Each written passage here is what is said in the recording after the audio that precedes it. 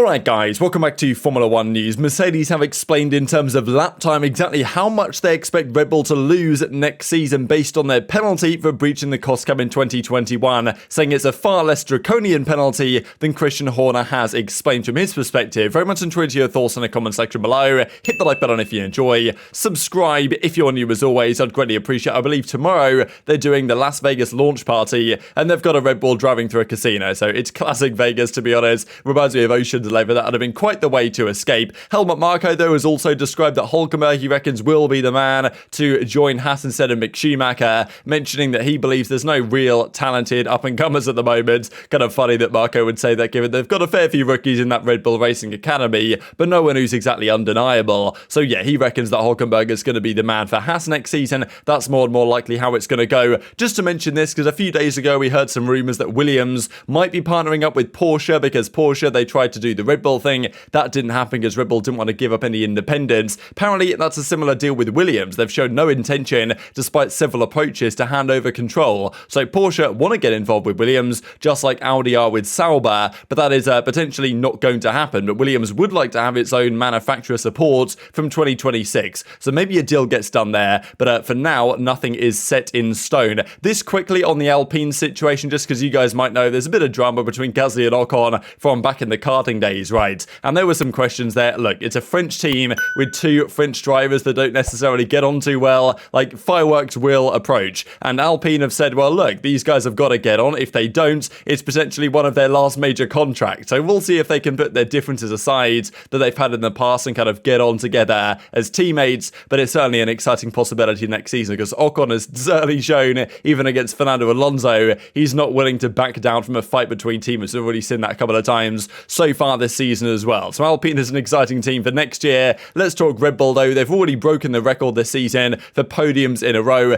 19 podiums in a row in 2022. Expected to honestly become 21 at this point. And I think the streak would have already been 25 if not for the double DNF back in Bahrain. And it's not just podiums here for this streak. And I don't believe the podium record is 19. I think it might be Mercedes with 20, mid-20s or something. But the top two streak is what they've broken. So they've finished in the top two, either Perez or Verstappen in each of the last 19 races. Dominant season when you look at the numbers on the whole, and even this just to sum up how good Verstappen and also, well, the Red Bull is at the present time. Look at the unbelievable consistency of Verstappen during that stint on the mediums towards the end of the race. Funny in a way, because obviously Mercedes, I'm sure, were looking at these numbers, hoping that, okay, surely at some point those tyres are going to drop off. Got to lap 60, I'm sure they were thinking, okay, look, Verstappen's going to start putting into the 123s. Didn't happen though. I mean, the consistency around lap 40 I thought was remarkable. 122.4, 122.4, 122.4, 4.3, 4.5, 4.7, 5.5.3, like unbelievable levels of consistency from Verstappen. And obviously those tyres weren't complaining too much, and I'm sure he was, managing his pace kind of nicely. Hamilton was doing his best behind on the hards, but still couldn't make any inroad into that gap at the front of the field. So the RBA team will go down in history, even though it's been a strange season with Ferrari, throwing away a lot of opportunities. It will go down as one of the most dominant cars in Formula 1 history, to be honest. But there is a scandal, of course, that Red Bull have been involved with over the last several weeks, mainly due to the cost cap breach from 2021. What would the punishment be? Would Verstappen be stripped of his title? All this drama was going around a few weeks ago. Turned out $7 million fine, 10% reduction in testing time for the next 12 months from today. What does that mean in reality? We saw that Craig Scarborough the other day said that a 25% reduction he believes would effectively put Red Bull out of the top three. A 10% reduction, is that, are they still going to be the best car? Are they going to be the second best car? What's the situation based on that penalty? Now, of course, Red Bull are going to say this is draconian. We saw Christian Horner say that, it's a really bad penalty, super harsh, we don't think we deserved it at all, that type of stuff. Mercedes aren't so convinced, and even Ferrari and McLaren have said, we don't think that penalty is particularly severe. Ferrari especially made an interesting point that, well, if you get less wind tunnel testing time, the money you would spend during those hours in the wind tunnel, you can now spend on other ways to upgrade your car. So the reality is it might not actually affect their performance much at all. Andrew Chauvelin, though, from Mercedes has given his thoughts and definitely said that, what Red Bull have to say is not necessarily true. He reckons that it isn't much more than what you would lose if you were just one place higher up in the championship. We'll see that here in a second, that the numbers for next season in terms of wind tunnel testing time aren't massively different for Red Bull than what they would have been anyway, you could argue. And as he goes on to say, reducing the number of runs in the wind tunnel does limit your freedom when developing a concept, but we are in reasonably well explored regulations now. You definitely have have to be more efficient. I think that's the key point for Red Bull. The percentage reduction might not hurt them much if everything they bring to the wind tunnel delivers the goods, right? If they bring a new part to the wind tunnel and test it out on their car and it delivers, then, it's not going to hurt them too badly. But if they make some mistakes with their development, then that's where the issues are going to start arising for them. And he also goes on to comment here the statements from Christian Horner that it was going to cost Red Bull between, I think, a quarter and half a second is what Horner said. And he's like, look, there's no way it's going to cost them half a second. If that was the case, a team at the back of the grid would have a 3-second advantage to the ones at the front, and that just isn't the case. We'll see how that plays out in the numbers here in a second. But and of course, that logic also doesn't play out perfectly because there's diminishing returns, right? But the idea is that Williams have about double the testing time for the upcoming season that Red Bull do. So based on Christian Horner's logic, the Williams should be, by far the best car next season.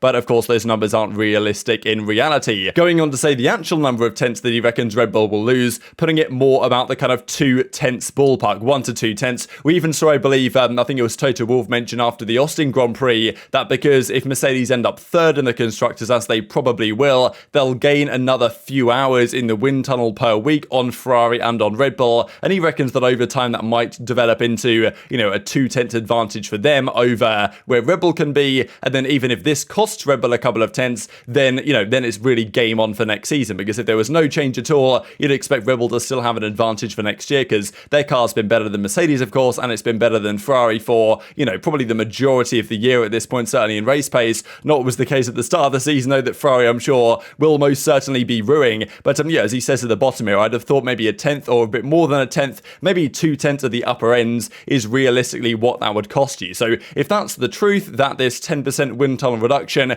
costs Red Bull 2 tenths of a second a lap in their car development for next year, is that a fair penalty? Is that not? Is that reasonable? That's, of course, very much up for debate. These are the way it plays out in the numbers, though. So this is the percentage of wind tunnel testing time based on the current placings in the Constructors' Championship. So Williams being 10th, they get 92 hours per week. So the number is 80 hours, I believe, per week in wind tunnel, potentially, and CFD, computational fluid dynamics or whatever testing time. So that's just simulator stuff. It's kind of combined, or maybe it's both, not exactly sure. But the standard number is 80 hours, which is what Aston Martin get being in 7th place. However far above or below that you finish, you get a multiplication of that number. So if you're number 1, you get 70% of the 100% figure, which would go all the way down from, I guess, to 56, right? Which, as you can see, aligns rather well with these other numbers. But with Red Bull getting that 10% reduction, that goes from 70% down to 63%. So they get about 50 hours per week, whereas Ferrari gets 60 hours, Mercedes will get 64 hours, and then etc. in the current standings in the constructors. So, they'll lose a good 6 hours a week or so in terms of testing time, which over time might be a pretty significant deal. I think the key point here, though, again to mention, is that there is a lag time in effect, and this has been talked about in many articles, that Red Bull's development for next year has already taken a fair few strides.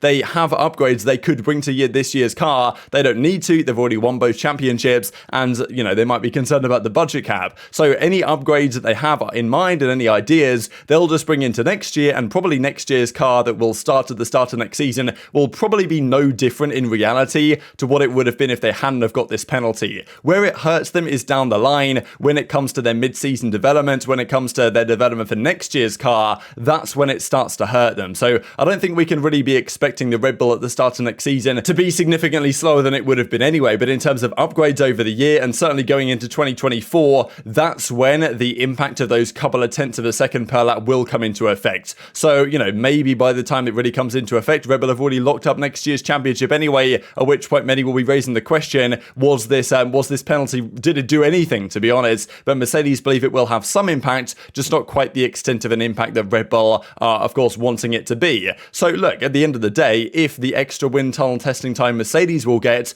those extra few hours per week will give them a tenth or two of an advantage, and Red Bull will lose a tenth or two of a second in terms of pace, then that puts the two cars in relatively similar order. I would love to include Ferrari in this conversation because next season, they've already said they're focusing on next year's car, what they do with what that looks like, who really knows at this point, but there just still are so many caveats around Ferrari, not just on the team side, occasionally on the driver side, in terms of delivering a full package that can actually win a championship. Right now, only Red Bull and Mercedes have really shown that to me, so, it's tough. If Ferrari have a competitive car, hopefully we have a 6-way driver's title fight, although that's, of course, rather unlikely, but it'd be nice to see Ferrari in the mix, but there's always too many questions about that team and whether they can actually deliver, even if they have the car. To have a proper fight with Verstappen next year, it's probably going to take Hamilton in a decent Mercedes car. And right now, the gap at the end of the season looks like maybe a couple of tenths of a second. I think we'll see more in Brazil because Mexico is a bit of an outlier for Mercedes being rather good.